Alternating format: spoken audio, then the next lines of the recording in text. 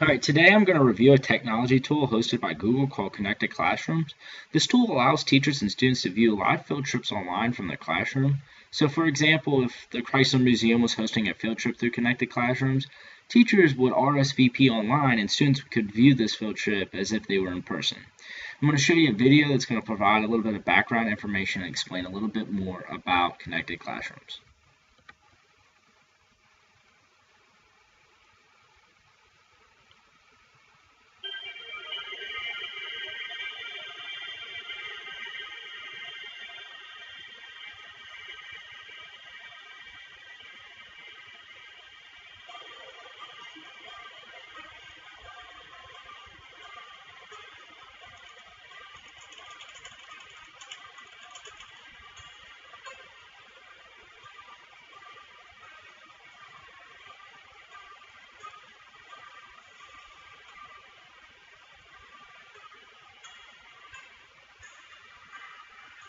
Today we did a virtual field trip. Schools from across the country were able to join us via a Google Hangouts. It's really easy to connect us with the whole wide world.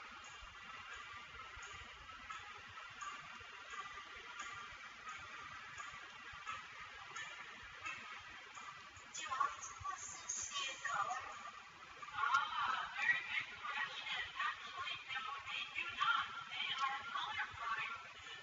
We are for the first time in history, the space station will be naked. And it's just too good an experience not to share.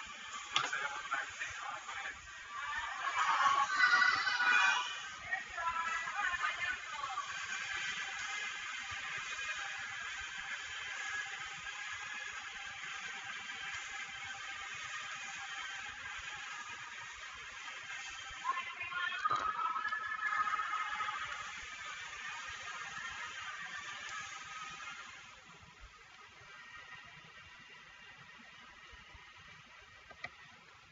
So, alright, as you see in the video, there were classrooms from all across the United States that were viewing the same field trip hosted, in a different area. If you notice, one trip occurred in space and students were communicating with astronauts as they presented the information. One other area to mention, if you look down here at the bottom, you'll see a variety of organizations that host these field trips. These organizations range in type, but it should be noted many of them are spending considerable time and money to develop these field trips. So this has several advantages for contemporary education. As budget cuts continue to plague our educational system, field trips are becoming more scarce. As a result, the new generation of educator, us, needs to come up with innovative ways to extend the learning experience beyond the classroom. So today I'm going to share my experience with you and explain my time utilizing Connected Classrooms and what I've learned through Google+. Alright, so to begin we're going to click Join the Community. It's going to bring up a document similar to this one right here. You're going to begin by entering your name and the school that you work with. Now obviously many of us are not employed yet, but you can enter at the university. I've got approved through it. They're going to do a background check. It seems to be if you're affiliated with some type of academic institution, you're going to have access to Connected Classrooms. The form's also a bit misleading for those of you who think it's going to be quick. It's actually not. It takes about 30 minutes, and it can be a little bit confusing if you're not technologically savvy, such as myself. So what we're going to first do is click this link right here, and it's going to bring up a PDF file of detailed instructions on how you sign up for Connected Classroom. What I've did is save us a little bit of time and kind of went through this, and I'm going to walk you through step by step of how you can sign up. Now, it says the first step is to sign up for a Google Plus profile. So if you go back to the form, you click this link right here, and that is going to bring you to a sign-up page, and you're going to fill up that sign-up page using your ODU email account if you would like. For those of you that didn't know, your ODU email account is linked through Google, although it is moderated by the university. So once you complete the sign-up page for Google+, you're going to be redirected to log into your account on the University Monarch homepage. So once you finish the sign-up and complete it, you're going to brought to a home page similar to this one right here. So notice that it compares to the interface of other social media sites such as Facebook. Allows you to post comments or videos or other information for your friends and colleagues to view. Also, if you use your ODU account, it will recommend people who are in your contact list. So if you notice, Jenna is listed right here because she's in my ODU email account. You can also, we're going to talk about these right here, which is Hangouts. So I'm not going to go into that quite yet. But another interesting aspect of this interface stems from my experience during the practicum. I noticed that my teacher used this thing like a student teacher portal where she posted documents this so that students could access the documents and stuff that went over in class in case they missed class or they needed to review something. So this tool seems, beyond the security measures or administrative restrictions, that it could serve the same purpose and perhaps maybe even easier or more accessible or more engaging for students. So I've navigated back to the PDF file that gives you the instructions. Once you sign up for Google+, you may want to follow friends, educators, or organizations. I recommend using your email address because this will make it easier until you gain employment. Then you can, obviously add your coworkers and have a different circle of friends, which is something I'll go over, so that you keep colleagues and friends separate. It'll just be easier. I would also recommend signing up and building your background and profile. This is going to allow you to find educators with similar interests in other backgrounds, such as social studies, like many of us. This will allow you to collaborate with teachers that might not necessarily be local. You can collaborate with anybody in the nation or around the world for that matter. On the next page is a brief review of how to set up your circle of friends. Since this is not a critical component of this review, I'm not going to spend a considerable amount of time discussing it. If you really need to learn it, you could set it right here. I would think of circle of friends as just different types of contacts. Many of you have a contact list set up in your phone, so it's nothing considerably new that we need to necessarily delve into deeper. All right, so the next several pages does discuss something that we're going to have to go over, and that's Hangouts and Hangouts on Air. Before proceeding further, we're going to have to download the Hangouts plugin. Now, what this plugin does is just allows you to use the interface for Hangouts, which you could think more like conference calls. Most of you probably have the plugin if you have a Google account, but I'm going to show you how to do it anyways. All you're going to do is click this link right here, and it's only going to take about 15 seconds. Really anything. You might have to click allow if the thing comes up, but you don't have to worry about any viruses or any additional toolbars in your browser. I know sometimes if you download stuff, it adds unwanted things, but you don't have to worry about that. If you notice right here, if you compose a message in your ODU email account, you'll see this icon right here. This allows you to start a live conference call or a hangout. They're both the same exact thing. If you try to use this tool now and you don't have this plugin, it's going to redirect you to this page. So I highly recommend, if you take anything away from this review, is that you do come here and download this so that you can collaborate with other teachers. So now we're going to discuss exactly what Hangouts and Hangouts on Air are. Before proceeding further, I'm going to show you this video. It's going to help provide some background information and give you a reference for the discussion.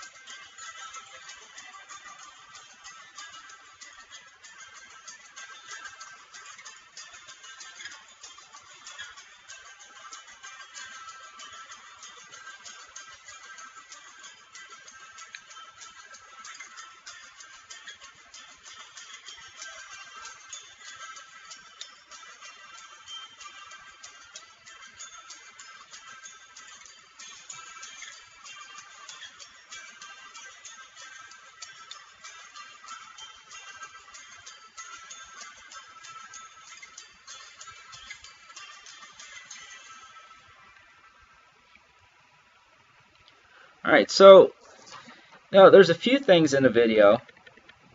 Let me navigate back down to the Hangouts. Okay. So in the video, you can notice that it's very similar to Skype or FaceTime through Apple. In my opinion, I think Hangouts has an advantage in that you use it in combination with Google+, so it's just the ease of access. You have your contacts already listed there, and it's very easily to contact anybody that you know or communicate with regularly.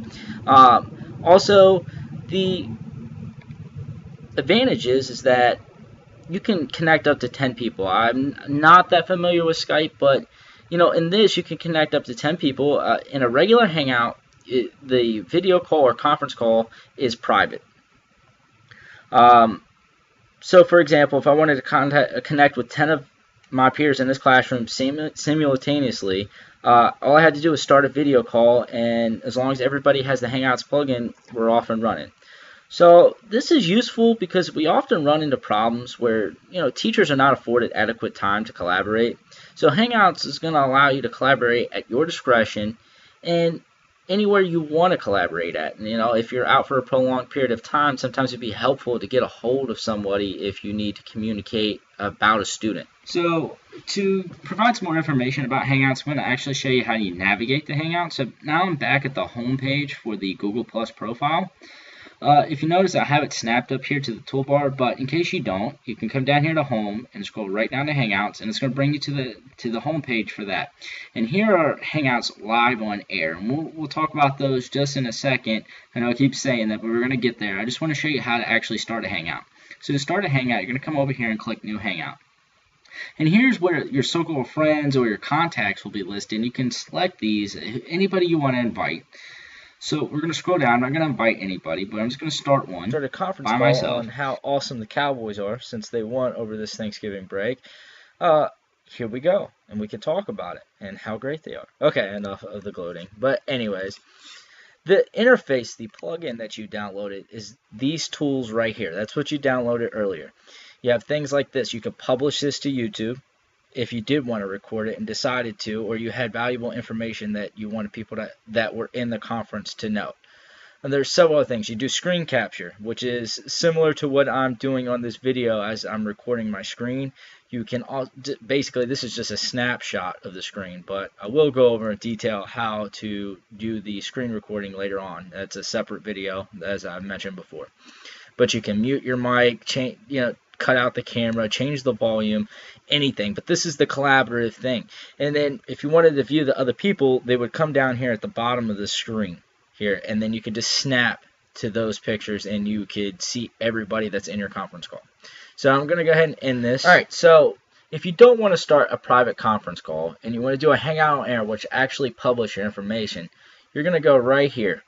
Now, these Hangouts are what the field trips utilize. All these National Geographic, they all have a similar Google Plus account like we signed up earlier for. They all publish their live tours on here. So even if you can't actually have your class live viewing it, it will be saved online and you can view it at any time like a normal video. This is for normal public use right here, so we're going to ignore this. Do not show your students this because it hasn't been filtered. To get to the actual Connected Classrooms community, you need to go back to the original sign-up page and go down here and click Google+, and it's going to bring up this page. This is Connected Classrooms Google+ community page. You actually have to apply. See, I've sent out my request just recently today, and apply to do this. And once you get accepted, then you can join field trips listed all through here, and you can comment and do whatever you have to do. But basically, by applying, they do a check on you to make sure that you're a certified educator or you're affiliated with a university.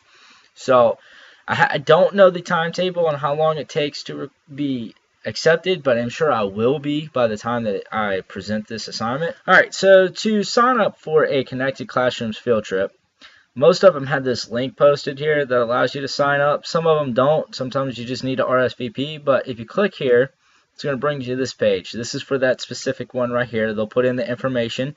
There's often a limit on how many classrooms that can participate. That's okay. If you can't attend live, there is options to view the video after it's been published already. So you're just going to go down and fill out this information of, once you're employed, you're going to have your school, and you're going to talk about a little bit about yourself, just much like a regular field trip that you would apply to an organization that you would visit in person. And you're going to link your profile and your email address, fairly simple. We've just copy and paste those. And then you just go through here and answer these questions. Obviously, you're not a Google certified teacher, but it doesn't matter. The point is that if you're familiar with the tools, that you will be able to participate. So often these questions are more if they need help, or if it's going to be more involved. Sometimes I might look for classrooms that have more experienced teachers, but nonetheless, practice makes perfect, so we all need to experience to get better, and that's just the way it is. So that's a little bit about that. But like I said, if you can't view it live, you can always have the option of viewing the video on the website itself. Unfortunately, I can't pull this up and make it bigger for some reason while I'm recording my screen with the screen capture, but you get the idea. If you notice towards the bottom of this page, you have all of the live classrooms that were going on during that video as it was being recorded. So you have the students right here. You also have some of his friends that are helping out on the trip, and they all came together to collaborate and make a virtual field trip with students asking questions just like they were in person. Alright, so like any piece of technology, or any tool that we use in computers, we've all ran into our problems. They have limitations. They have problems. One of the main things that I may mention before was that school administration might not be open to the idea of teachers using this tool. In my opinion, I find it hard to believe that administration would not allow this if they knew how valuable it was. I think a lot of the problem with this is that it's so new. As I showed, it only has 1,600 members. I don't think administration knows anything about this, or it hasn't been proved to be safe to them. Administration is not going to be quick to jump on something and subject students to an unsafe environment. So I think it's our job as new generation of teachers is to maybe show them, oh, here's a technology tool that we can use in the classroom that is safe and that will engage students.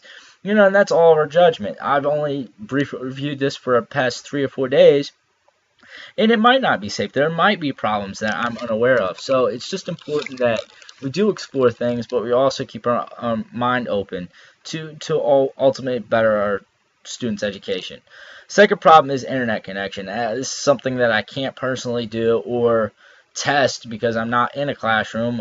It might be difficult, but every school probably has an IP guy, or IT guy rather, and it just something that you have to ask them. You're going to need a webcam for your students to be seen, and so that they can ask questions. You can obviously, from viewing many of the videos that I've viewed, you don't have to get a nice one, as long as the students can be seen in your whole classroom. The important part is seeing the people that are giving the field trip so that the students can ask them. So if you have a way to communicate, I feel like that would be more important than a webcam. So webcam and a mic, if your school's not going to fund this, don't worry. It's fairly cheap to go out and get one these days. And like I said, it doesn't need to be something that's super advanced, but at least the classroom that I did the practicum in and my observation all had smartboard, overhead projectors. They had the tools that would allow you to use this even better than some of the classrooms that I've seen already. All right, the last thing I want to make mention is I've did a lot of talking about how other people host field trips, and maybe I misled you to believe that teachers can't host field trips, and that's inaccurate. Actually, teachers can, and they can use it in useful ways, but it's a lot different than what the field trips that I've been showing you. Google makes some mention of like pen pals and talking to different classrooms across the world, different cultures. Obviously, this opens the door for a lot more collaboration that needs to be needed and a lot more safety checks. You don't want students talking to somebody else across the world and not knowing exactly what's going on. Obviously, you're going to need to meet the teacher through the Google chat, maybe set this up, and you're going to probably have to make somewhat of a proposal to administration for you to use. But it's just something to keep in mind, as you look to expand the classroom, look for new creative ways to make lessons. And I hope what this video shows is that a lot of this stuff is self-explanatory. It's not difficult to use. And it's not very time consuming, and that's these are all things that we worry about when we go to make lessons or we look for ways, is that we worry about we don't have enough time, or is the work going to be worth what the students are going to gather out of it. And I think this is an interesting way that you don't have to worry about that. I think that the value in going to these field trips is just tremendous, and it's something that I think we really need to explore. And I hope that I've encouraged you all to take steps forward to looking on how to expand on this, not just what's limited in the video. And by all means, contact me with any information that you've learned, and I hope to use this in my classroom. And I encourage you guys, maybe to even as you venture out, to use this and show what all impressive teachers we all can be. And thank you.